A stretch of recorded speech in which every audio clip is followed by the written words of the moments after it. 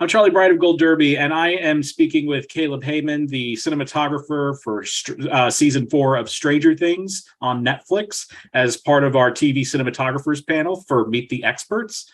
First thing I wanted to ask was, what's amazing about Stranger Things is the combination, not just the photography, but also the way it combines with the visual effects of the show.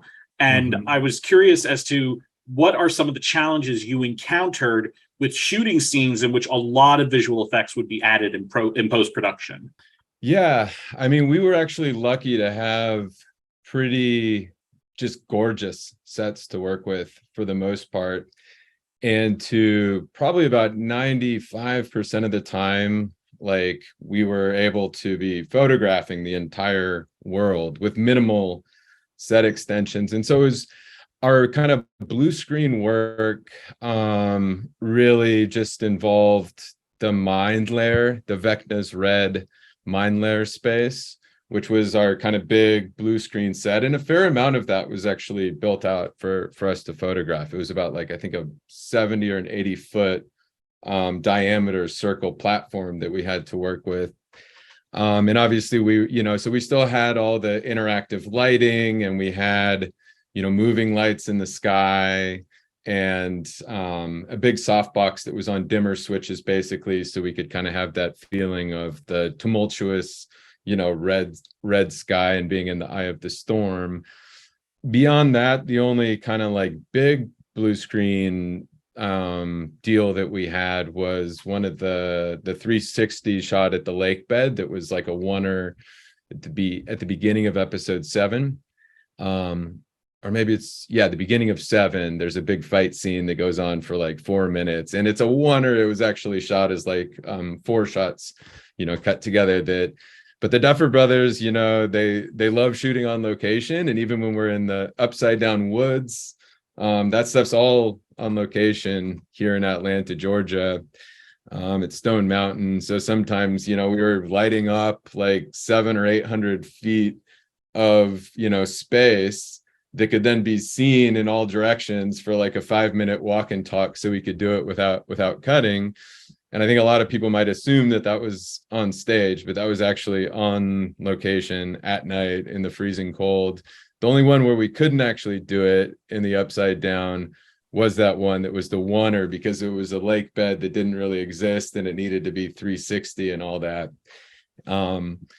But we had interesting VFX challenges when it came to like incorporating, like the younger version of 11, that we had to figure out how the stuff with the reflections, was going to work inside the rainbow room, and how we were going to have this 7-year-old version of Millie that she's playing against. And so that ended up being kind of a lot of planning, a lot of time storyboarding, and then figuring out what shots, needed to actually connect both environments. And we didn't actually have to use any motion control really in the end. And we used a 7-year-old actor as Millie's body double to play the younger 7-year-old version of 11. And then Millie's performance was mapped onto that. But the version of her that was mapped was created through AI software to generate it. So it was a combination of like old school and some really new, generative AI stuff that was happening in the VFX. And actually for Vecna, like our bad guy, he was actually wearing the suit. So that was played by Jamie, and he had to go through 8 hours in the chair, hair and makeup, every time we needed to photograph him in that suit. And it was like, it was horribly uncomfortable for him, obviously. So every time he had a day on, he had to then have a day to recover from it, because his days were so long. So we'd be constantly jumping around, between episodes, and we photograph like the battle royale and the snowball dance for a day, and then we go into the cafeteria and shoot something from episode 1, for a day, and then we're back doing like stunts with Millie and Sadie and Jamie, who plays Vecna, like a lot of wire work for that finale. But a surprising amount of it is actually sets that were built by Chris Trujillo and Sean Brennan in our incredible art department. So, what's interesting is that, you with this season of Stranger Things, you had all these different locations that things were taking place in. And I want to know, what sort of things did you use in establishing the look for different settings, like the lab, Russia, Indiana, California, and the Upside Down as well?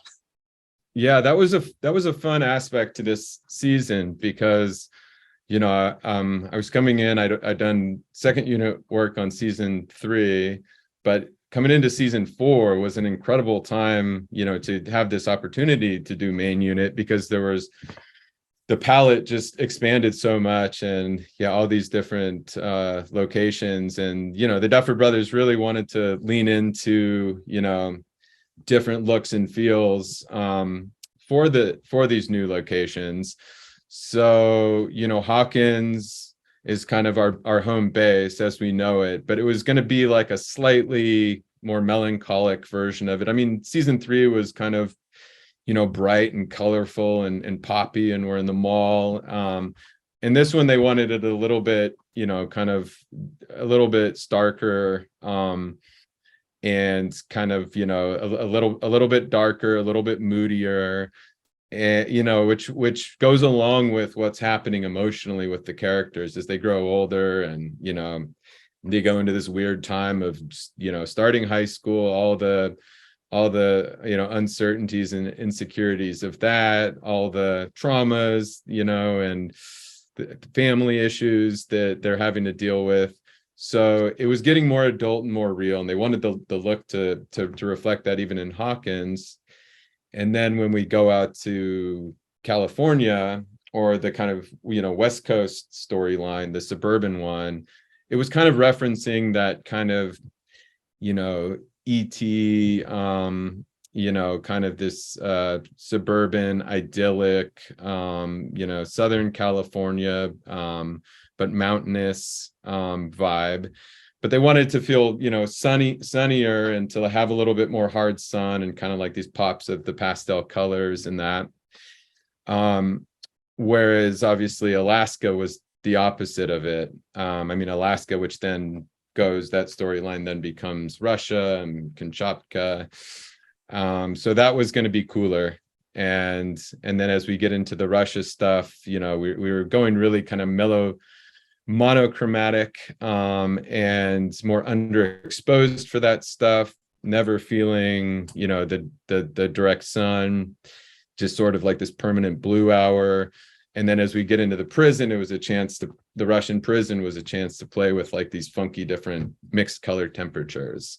So we could have like, these gnarly green fluorescence, and the warm sodium vapors mixing with the kind of ambient blue hour, kind of like low lit daylight, was a really nice palette to have a chance to combine those different color temperatures.